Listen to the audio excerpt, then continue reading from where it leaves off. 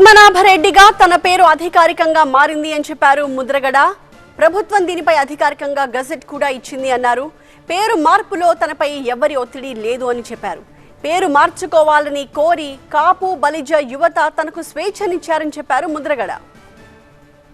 నేను కోరుకున్నాను తప్ప ఎవరి ఒత్తిడితోటి ఇది త్వరగా చేయలేదండి. నా ఒత్తిడి, నా రిక్వెస్ట్ తోటే నేను చేయించుకున్నాను తప్ప అయ్యా వేరే ఎవరు ఒత్తిడి ఇందులో లేదని తెలియజేస్తా ఉన్నానండి.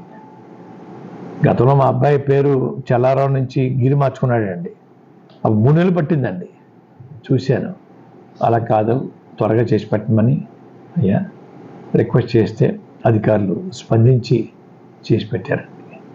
ఇందులో చేయించడానికి ఎవరు ఒత్తిడి లేదు సార్. నా అంతా నేను చేయించుకున్నాను సార్. పవన్ కళ్యాణ్ అభిమానులు తనను బూతులు తిడుతూ మెసేజ్లు పెడుతున్నారని ఆవేదన వ్యక్తం చేశారు ముద్రగడ. బూతులు మాట్లాడించడం కంటే తమ కుటుంబం మొత్తాన్ని చంపించండి అని కోరారు. తమకు ఎవ్వరూ లేరు, తాము అనాథలమని చెప్పారు ముద్రగడ.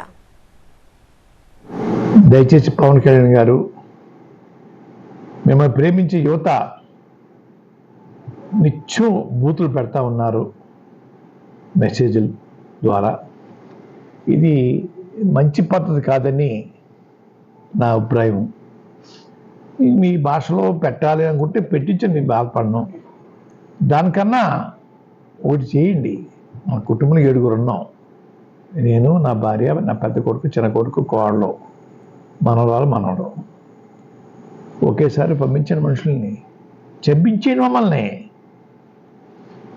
మేమే అడ్డుపడం, మీ అనాథనం, నాకంటూ ఎవరు లేరు.